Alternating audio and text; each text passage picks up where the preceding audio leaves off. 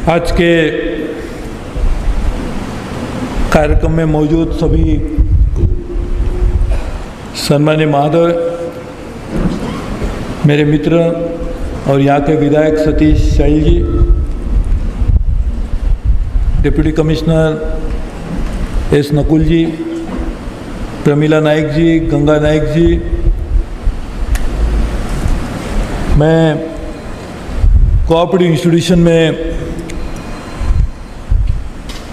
देश की सबसे बड़ी कोऑपरेटिव बैंक का सबसे युवा अध्यक्ष था। I was the chairman when I was 31. But today I know that even there is a younger chairman than me, who is Mr. Dr. Sonde, who is only 87. So he is also present here.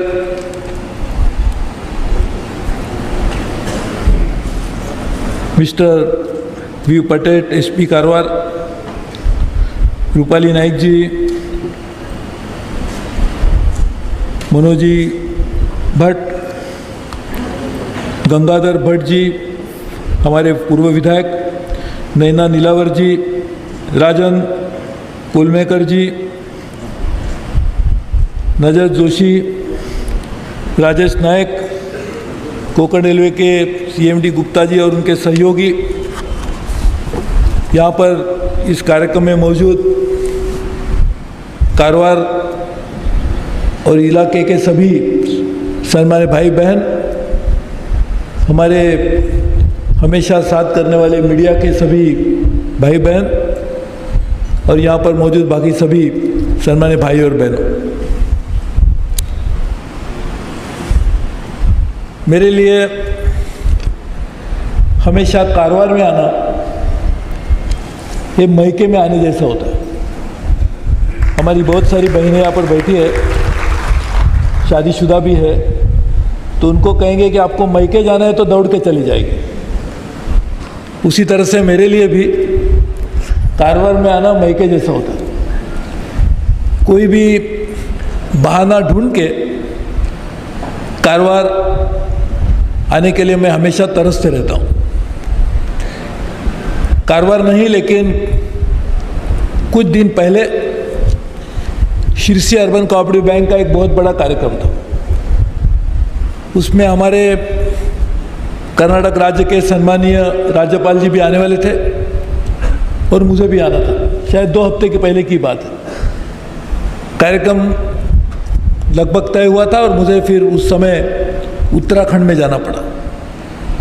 उस समय भी आने के लिए I was very excited कि आने का मौका मिलेगा, लेकिन उस समय नहीं आ पाया। आज मेरे लिए बहुत ही हर्ष की बात है कि दोबारा कारवार आने का मौका मिला। हमारे विश्व में अलग अलग तरीके से तरक्की होती गई है। देश में भी तरक्की हो रही है, राज्य को भी तरक्की हो रही है, लेकिन ऐसे कुछ शहर है, गांव है, जो आज भी तरक्की होने के बावजूद भी अपनापन जो शहर का होता है उसको अभी तक उन्होंने नहीं खोया है। इसमें से कारवार है। कारवार में आने के बाद आज भी पुराने दिन याद आते हैं कि जिस दिन हम लोग बहुत खुशहाली में रहते थे, अच्छी ज़िंदगी बिताते थे, और उसी तरह से आज भी सौभाग्य से कारवार उसी हालत में है, उसी स्थिति में है जिसे हम लोग हमेशा के लिए देखना चाहेंगे। कारवार का और मुंबई का रिश्ता तो बहुत गहरा है। एक ज़माना ऐसे होता था कि कारवार से निकलो, मुंबई में आप उतर जाइए तो आपको जॉब आपके लिए राह देख रहा था। मैं पेशे से चार्टर्ड अकाउंटेंट हूँ। उस समय पूरे देश में एक सबसे बड़ी चार्टर्ड अकाउंटेंट की फर्म थी, उसका नाम था F Ferguson and company. F Ferguson and company में करीबन कारवार के लोग ही हुआ करते थे। तो मैं कभी कभी सोचता था उसका नाम एफ फर्ग्यूसन नहीं रखना चाहिए, कारवार एंड कंपनी रखना चाहिए। इतने बड़े मात्रा में फर्ग्यूसन में कारवार के लोग काम करते थे। बड़ी बड़ी मुंबई की जो कंपनियां हैं, इसमें भी सबसे उच्च स्तर पर यदि काम करने वाले कोई लोग होंगे तो कारवार के लोग थे। और मुंबई को चलाने का काम सही माने कारवार के लोगों ने किया, ऐसा कहेंगे तो बात गलत नहीं होगी।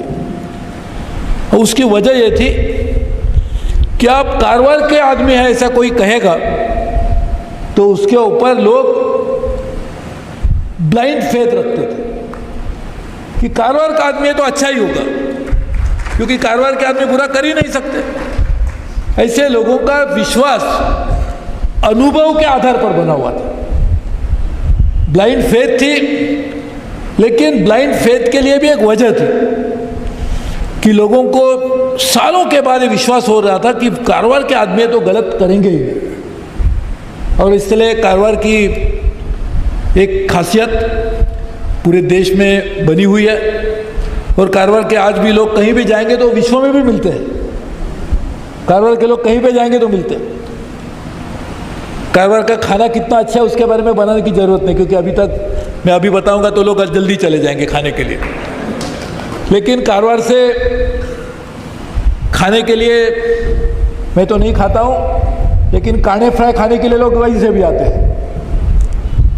काने नेकेड फ्राई खाने के लिए कितने लोग आएंगे मुझे मालूम नहीं, बहुत लोग आएंगे। तो कारवार अपने आप में, इसके बावजूद कि उसकी आबादी बहुत कम है, उसकी वजह भी है। मैंने अभी अपने डीसी से पूछ रहा था कि कारवार की आबादी कितनी है। उसकी वजह भी है कि कारवार के लोग बहुत सारे माइग्रेट हो गए। आज भी कारवार में बंद मकान ज़्यादा मिलेंगे, खुले मकान कम मिलेंगे। इसके लिए आपको भी शायद हाउस टैक्स कलेक्ट करने में तकलीफ आती होगी, क्योंकि हाउस टैक्स लेने के लिए कोई तो हाउस में रहना चाहिए। लेकिन इस तरह की कारवार की खासियत को ध्यान में रखते हुए कारवार को विकास करने के लिए हम प्रतिबद्ध हैं, और इसलिए आज हमने खास चुन के ये तय किया कि कोंकण रेलवे भी कारवार के विकास में अपना योगदान देगी। और वो करने के लिए आज बहुत सारी सुविधाओं का आज शुभारंभ हो रहा है, और मुझे विश्वास है आगे आने वाले दिनों में और भी हम बढ़ाते जाएंगे। हमारी ये कोशिश है कि कारवार की जो खासियत को ध्यान में रखते हुए कारवार का विकास भी ऐसा होना चाहिए कि कारवार की खासियत नष्ट नहीं होनी चाहिए। डेवलपमेंट विदाउट हार्मिंग एनवायरमेंट, ये कारवार ये बहुत जरूरी बात है। मेरे मित्र और यहाँ के सांसद आनंद हेगड़े जी मेरे बहुत पुराने मित्र हैं। अभी सोंडे जी मुझे बहुत पुरानी यादगार दिखा रहे थे। उसमें 1998 में मैंने ब्रांच की इनॉग्रेशन किया था, वो बता रहे थे। उस समय भी मैं मंत्री था। यह भी मेरा 9th कैबिनेट इक्विवेलेंट पोजीशन है। अटल जी के सरकार में भी मैं मंत्री था। उस समय मुझे याद है कि एक दिन रात को मैं कारवार गया, हमारे प्रभु जी यहाँ बैठे हैं। वो दिन हमारे एसपी पिकले जी भी यहाँ यहीं से नज़दीक में रहते थे। तो उस समय रात को मैं आया था। उस समय मैं नदियाँ जोड़ने का एक बहुत बड़ा कार्यक्रम करता था। तो आनंद हेगड़े जी रात को यहाँ के एक स्वामी जी के पास मुझे लेके गए। उन्होंने कहा था कि आप कुछ भी करिए, लेकिन पर्यावरण की रक्षा जरूर कीजिए। मैंने कहा आपको बोलने की जरूरत नहीं है, क्योंकि मैं पहले पर्यावरण मंत्री भी था, पहले उद्योग मंत्री था, पर्यावरण मंत्री भी था, बाकी और पावर मिनिस्टर और कुछ बहुत सारे मंत्री थे। लेकिन पर्यावरण मंत्री होने के नाते हम पर्यावरण की रक्षा को ध्यान में रखते हुए ही विकास करेंगे। और वो करने के लिए पर्यटन बढ़ाया जा सकता है। और कुछ दिन पहले हम लोगों ने देश की पहली तेजस एक्सप्रेस शुरू की। वो मुंबई से गोवा तक जाएगी। उसका लाभ कारवार को भी मिलेगा, क्योंकि लोग गोवा तक आने के बाद कारवार को आने के लिए 1 घंटा भी नहीं लगता। एक टूरिज्म डेवलप पैकेज करना चाहिए। मैं कर्नाटक के सम्मानीय मुख्यमंत्री से भी बात करूंगा, और मेरे बहुत ही हमारे पुराने पारिवारिक रिश्ते हैं आरवी देशपांडे जी, उनको भी मैंने बात कही थी। यहाँ से बहुत दूर नहीं है, गदग जो गांव है वहाँ पे एच के पाटिल जी भी रहते हैं, वो भी मेरे पुराने फ्रेंड हैं। हमने कोऑपरेटिव सेक्टर में अच्छी तरह से काम भी किया है, इसीलिए मैं सबके गांव का नाम बता रहा हूँ। आप भी सोचते होंगे क्या मैं कारवार का ही हूँ, तो आपको यकीन कर सकता है कि मैं क्यों बोला कि मैं मायके के लिए आया हूँ इस तरह से। तो कारवार में टूरिज्म डेवलप करने के लिए भी राज्य सरकार के साथ हम एक पैकेज बनाएंगे। IRCTC जो कंपनी है रेलवे की, उसमें सबसे ज़्यादा ई-कॉमर्स पोर्टल है, सबसे बड़ा ई-कॉमर्स पोर्टल है, सबसे ज़्यादा हिट्स होते हैं। तो वहाँ पर भी हम उनके साथ में मिलकर एक अच्छा बहुत बड़ा टूरिज्म का पैकेज बनाएंगे। महाराजा एक्सप्रेस यहाँ पे आएगी ना, महाराजा एक्सप्रेस बाद में सर, आफ्टर सितंबर। नहीं, लेकिन यहीं पे भी आएगी ना। आपको सुन के आनंद होगा कि विश्व की सबसे लग्जूरियस ट्रेन, विश्व की, देश की तो है ही है लेकिन विश्व की, ऑलमोस्ट 6-7 स्टार लग्जरी। और वो लग्जरी ट्रेन हम लोगों ने नहीं किया कि हमसे सबसे अच्छी लग्जरी ट्रेन है, क्योंकि तो सब लोग कहते हो मैं तो सबसे सुंदर हूँ, लोगों को कहना चाहिए। मैं सबसे अच्छा खेलता हूँ, वो लोगों को कहना चाहिए। इस तरह से सबसे अच्छी ट्रेन है, इसका हमने नहीं कहा, विश्व ने कहा है, इसको सर्टिफिकेट भी दिए है। ऐसी ट्रेन अब तक कभी दक्षिण में आती नहीं थी, वो सिर्फ दिल्ली से राजस्थान यूपी जाती थी। मैंने कहा इस ट्रेन को इस इलाके में भी आना चाहिए। लोगों को अभी भी पता नहीं कि दक्षिण में कितना सुंदर है कर्नाटका का हमारा कोस्ट लाइन, वेस्ट कोस्ट, इतनी सुंदर वेस्ट कोस्ट लाइन है। आगे भी कर्नाटका में हम्पी जैसे बहुत अच्छी जगह जगह की स्थिति है। तो हम लोग एक महाराजा एक्सप्रेस भी कर्नाटका में आएगी और उसका भी लाभ सभी इलाकों को होगा, यहाँ के लोगों को भी होगा। हमने और एक योजना शुरू की है जो कोंकण में उसकी शुरुआत हुई, सावंतवाड़ी में, कि जो महिलाएं हैं, और यहाँ पे बहुत सारी महिलाएं बैठी, उनके जो सेल्फ हेल्प ग्रुप है, वो जो माल बनाते हैं उसके लिए भी एक मार्केटिंग करने के लिए हम लोगों ने रेलवे के माध्यम से काम करने की शुरुआत की। IRCTC का जो ई-कॉमर्स पोर्टल है वो भी मार्केट करेगा, यहाँ बनाने वाले खाना अच्छा होगा, वो भी ई-कैटरिंग के द्वारा लोगों को मिल सकता है। लोगों को कितना एम्प्लॉयमेंट मिलेगा, तो मुझे लगता है इसमें भी आप लोगों को आना चाहिए। और Sirsi cooperative bank can support it. ऐसे महिलाओं को ऋण दिया जा सकता है, उसका पैसा भी तो 100% रिकवरी होगी। तो इस तरह के अलग अलग तरीके से भी रेल का विकास करने के लिए हम लोगों ने काम करने की शुरुआत की। मुझे कहने के लिए खुशी है कि पूरे देश में अगले 5 साल में 8.5 लाख करोड़ रुपए से भी ज़्यादा निवेश करके रेल को पटरी पे लाने का काम हम लोगों ने शुरू किया है। काफ़ी दशकों से रेल के तरफ जो ध्यान देने की ज़रूरत थी, न देने के कारण रेल की स्थिति बहुत नाजुक परिस्थिति से गुजर रही है। उसके ध्यान में रखते हुए हम लोगों ने पूरा प्लान बनाया है और उसको इम्प्लीमेंटेशन भी कर रहे हैं। उसको अमल लाएंगे, पूरी तरह से लाया जाएगा तो रेल में बहुत सारी सुविधाएं लोगों को मिलेगी, जो आज मिल भी रही है। उसमें हमने 3 साल में बहुत दिए भी है और भी बढ़ाएंगे। जैसे कि खान पान सेवा, पहले ई कैटरिंग की सेवा रेल में नहीं थी, हम लोगों ने शुरू की। नई खान पान नीति लाई है, उसके तहत अच्छी तरह से बेस किचन बनाकर अच्छा खाना बनाया जाएगा और उसका वितरण भी इस इंडस्ट्री में जो जाने माने लोग हैं वही करेंगे। लोगों को कंबल लेने के लिए भी जो असुविधा होती थी उसको करने के लिए मैकेनाइज्ड लॉन्ड्रीज भी बनाई जा रही है। वाईफाई सेवाएं पूरे देश में अलग अलग स्टेशन पे दी जा रही है। कोंकण रेलवे ने कुछ दिन पहले 28 महाराष्ट्र के जो स्थानक है वहाँ पर भी फ्री वाईफाई सेवा दे दी है। नए ट्रेन के प्रोडक्ट लाए जा रहे हैं जिसमें अंत्योदय है आम आदमी के लिए, दीनदयालु कोच है आम आदमी के लिए, मध्यम वर्ग को जाने के लिए हम सफ़र एक्सप्रेस है, तेजस एक्सप्रेस टूरिस्ट लोगों के लिए है, उदय नई एक ट्रेन आएगी, यहाँ पे उदयवाणी पेपर भी है ना, उदयवाणी यहाँ कोई चलता है, तो उदय ट्रेन जो आएगी, उदय ट्रेन रात को निकलेगी और सुबह अपने मौके पर पहुँचेगी। यानी अलग अलग तरीके से रेल के विकास के लिए हम काम कर रहे हैं। पहले सालाना 35-40 लाख करोड़ रुपए से ज़्यादा निवेश नहीं किया जाता था, सिर्फ 2.5 सालों में 3,75,000 करोड़ रुपए हम लोगों ने रेल के निवेश के लिए लगाने की शुरुआत की।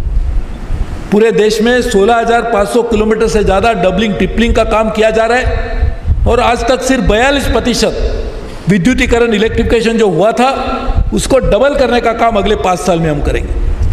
साथ ही में देश में जितने भी मीटर गेज है उसको भी ब्रॉडगेज में कन्वर्ट किया जाएगा। कोंकण रेलवे भी डबलिंग के काम की शुरुआत की है, विद्युतीकरण भी किया जाएगा, नए स्टेशन बनाए गए हैं। इसके कारण रेलवे की गाड़ियां भेजने की जो क्षमता है वो भी दुगुना से भी ज़्यादा हो जाएगी। कुछ दिन पहले मैंगलोर में एक साइडिंग बनाई गई ताकि रेलवे का आमदनी भी कोंकण रेलवे की बढ़ेगी।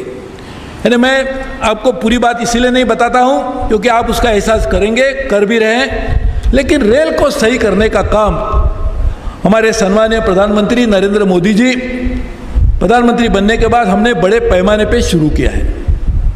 मोदी जी देश को एक विकसित राष्ट्र बनाना चाहते हैं, गरीबी विषमता को दूर रखते हुए समाज को बनाना चाहते हैं और इस काम में रेल अपना बड़ा योगदान देगी, ऐसा उनका विश्वास है और उसके अनुसार हम लोगों ने बड़ी मात्रा में रेल के विकास के लिए नई तौर से काम करने की शुरुआत की। इसलिए मुझे विश्वास है कि कारवार में नेवल बहुत बड़ा बेस बन रहा है और भी बढ़ेगा। कारवार का नाम पूरे विश्व के नक्शे पे आ गया है। इसमें अपना योगदान देने का काम रेल पूरी मात्रा में करेगी और उसकी शुरुआत भी आज अलग अलग कामों से की गई है।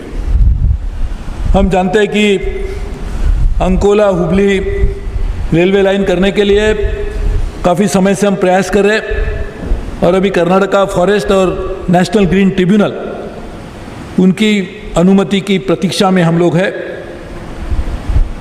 कुछ ट्रेन के ठहराव की बात हमारे यहाँ के विधायक जी ने की है, उसके ऊपर हम जरूर गौर करके देखेंगे।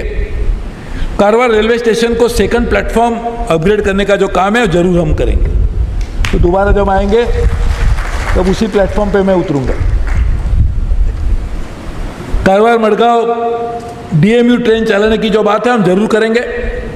हमने वैसे भी उसकी शुरुआत मडगांव से आगे की है, तो कारवार टू मडगांव हम जरूर करेंगे। उसके लिए थोड़ा काम बाकी है लेकिन वो जरूर हम शुरू करेंगे।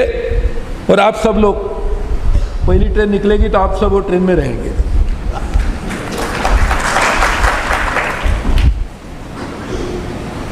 पानी के लिए शिरवाड़ पंचायत में आपने जो अपेक्षा किया हम जरूर उसको पूरा करेंगे। वैसे देखा जाए तो मुझे कहने के लिए खुशी है कि आज तो 1 जून है, 5 जून को पूरे विश्व में विश्व पर्यावरण दिन मनाया जाएगा। मैं आपको पर्यावरण की बात कर रहा था। हमने तय किया है कि पूरे देश में 5 करोड़ से ज़्यादा पेड़ रेल के पटरी के किनारे हम लगाएंगे। तो यदि आप लोग आगे आके हमें मदद करते हैं तो रेलवे के लाइन पे यहाँ के फॉरेस्ट डिपार्टमेंट के साथ बैठ के DC भी है तो हम लोग यहाँ भी पेड़ लगा सकते हैं। उसी तरह से पूरे देश में मैंने आदेश दिया था पिछले साल कि जहाँ भी जितने भी वाटर बॉडीज़ हैं रेल की पुरानी ज़मीन पे ऊपर वह दुर्भाग्य से डिसफंक्शनल है, उसको दोबारा उसको पुनर्जीवित करने का काम हम करेंगे। तो ये भी काम यहाँ भी वो किया जा सकता है, मनरेगा के फंड्स को भी इस्तेमाल किया जा सकता है। रेलवे की जगह तो होगी, उसमें ऊपर भी पानी की समस्या हम सही माने में दूर कर सकते हैं क्योंकि यहाँ बारिश इतनी आती है कि लोग परेशान होते हैं और बारिश खत्म होने के बाद भी परेशान होते हैं क्योंकि जब बारिश आती है तो बाहर नहीं जा सकते और बारिश जब रुक जाती है तो बाहर ही जाके पानी लाना पड़ता है। तो मुझे लगता है ये भी समस्या हम सही माने में कर सकते हैं। उसमें हमारी शीर्षे अर्बन कोऑपरेटिव बैंक और यहाँ के जो लोकल कोऑपरेटिव बैंक को साथ में मिलकर भी हम कुछ एक कार्यक्रम बनाया जा सकता है। तो मुझे लगता है बहुत बड़े पैमाने पर हमने काम करने की शुरुआत की है। यहाँ पर कर्नाटक के बहुत बड़े लोगों ने देश के विकास में बड़ा योगदान दिया है। सबका नाम लेते रहूँगा तो शायद बहुत दिन चले जाएंगे, लेकिन एक ऐसे हस्ती है कि जिनका देश के विकास में योगदान रहा ही है।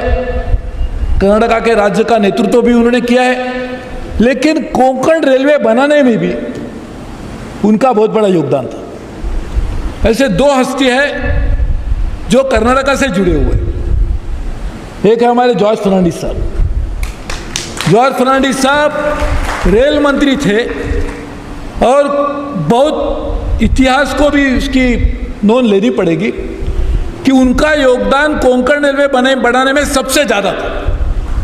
बहुत सारे लोगों ने उसका विरोध किया था, लेकिन जॉर्ज फर्नांडिस साहब ने बड़े जिद करके कहा कि कोंकण रेलवे बननी ही चाहिए, और इसलिए उनके नाम से हम लोग एक इंस्टीट्यूट गोवा में टनलिंग इंस्टीट्यूट बनाया। आज मैं सम्मानीय सीएम गोवा से मिलूंगा, उनको भी मैं कहूँगा आप सहयोग करिए।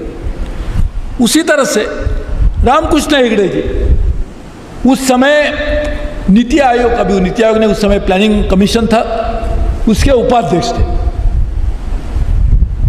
हमारे दंडोते साहब वित्त मंत्री थे। ये तीनों ने मिलके इस योजना को बनाने के लिए बहुत बड़ा योगदान दिया, लेकिन दो उसमें से कर्नाटक के थे। फर्नांडिस साहब थे और रामकृष्ण हेगड़े जी भी थे। वो तो आपके नज़दीक ही, वो भी वो प्लांटर थे आपके नज़दीक, सोंडे साहब। Ramakrishna Hegde ji was very close to Sirsi के नज़दीक बाजू में रहते थे। हम लोगों ने यहाँ पर जगह है ना उसके लिए, उड़पी में हम लोगों ने एक Ramakrishna Hegde skill development institute शुरू करने का फैसला किया है। अभी तक उसका काम जोर से बढ़ना चाहिए। कोंकण रेलवे को भी मैं कहूँगा उसका CSR कुछ भी लगा के करिए, लेकिन इसके लिए मैं आपको सबको विनती करता हूँ, और हमारे जो सिरसी कोऑपरेटिव बैंक के जो सब डायरेक्टर्स यहाँ पर है, आप इंडस्ट्री एसोसिएशन, कोऑपरेटिव इंस्टीट्यूशन और जो भी वेल मीनिंग प्लांटर्स एसोसिएशन जिसके आप अध्यक्ष हैं हमारे सोंडे साहब, ऐसे लोग आके थोड़ी मदद करिए ताकि हम ये इंस्टीट्यूट को एक अच्छी इंस्टीट्यूट बनाएंगे। क्योंकि रामकृष्ण हेगड़े जी ने अपने ज़िंदगी में बहुत बड़ा योगदान दिया है। वो नाम देकर उनका योगदान हम उसके बारे में जो कर्ज है उसको उतार नहीं पाएंगे, लेकिन अच्छा काम किया तो उनके यादगार में एक इंस्टीट्यूट यहाँ बनाने का फैसला मैंने किया था। उसका शिलान्यास भी मैंने किया था, लेकिन काम उसका बढ़ना चाहिए। और इसलिए आप सबको मैं अपील करता हूँ कि सब मिलके रामकृष्ण हेगड़े जी के इंस्टीट्यूट को भी बढ़ाने के लिए बड़े मात्रा में आप लोग भी साथ में आके काम करें। तो मैं कोंकण रेलवे के CMD को कहता हूँ, यहाँ पर जो बैंक के लोग हैं, इंडस्ट्री, उनकी एक मीटिंग करिए, जल्द से जल्द मीटिंग करिए, और उसको आगे प्लान बिन बना के गवर्नमेंट, कर्नाटक गवर्नमेंट का भी इसमें योगदान मिलेगा, यहाँ के लोकल MP का भी योगदान मिल सकता है, यहाँ के कर्नाटक की और सारी योजना, स्किल डेवलपमेंट मिनिस्ट्री जो है हमारी कर्नाटक दिल्ली में, वहाँ से भी योगदान मिलेगा। ये सब काम करना चाहिए, पीछे पड़ना चाहिए। कुछ भी काम हमारे सरकार के एक होता है कि रात गई बात गई, ऐसा नहीं होना चाहिए। काम के पीछे पड़ के करना होगा तो ही काम बन जाएगा। इसलिए एक अच्छी इंस्टीट्यूट यहाँ बनेगी, ताकि उसका लाभ ये होगा, रामकृष्ण हेगड़े जी का नाम तो रहेगा ही, लेकिन आगे आने वाले दिनों में हमारे युवा लोगों को अपने पैर पे खड़ा करने के लिए स्किल डेवलपमेंट के सिवा दूसरा कोई चारा नहीं, और वो काम करने के लिए आप सब लोगों को आके काम करना चाहिए। यहाँ के युवकों की आशाएं, उनकी अपेक्षाएं पूरा करने के लिए, उनका भविष्य बनाने के लिए हम सबकी ये जिम्मेदारी बनती है कि हमें काम करना चाहिए। तो मैं आपको विनती करता हूँ कि सब लोग मिलकर ये काम करें, और आगे आने वाले दिनों में कोंकण रेलवे और यहाँ के लोगों के बीच में जो रिश्ता बना हुआ है वो और भी गहरा हो, ऐसी अपेक्षा करता हूँ। और दोबारा मुझे आने का यहाँ मौका मिला, और उसके लिए जो मैं आनंद अनुभव कर रहा हूँ उसके लिए आप सबको धन्यवाद देता हूँ। और आने वाले दिनों में भी और इसी तरह से और काम करने की हम लोग कोशिश करेंगे। बहुत बहुत धन्यवाद। जय हिंद, जय कर्नाटक।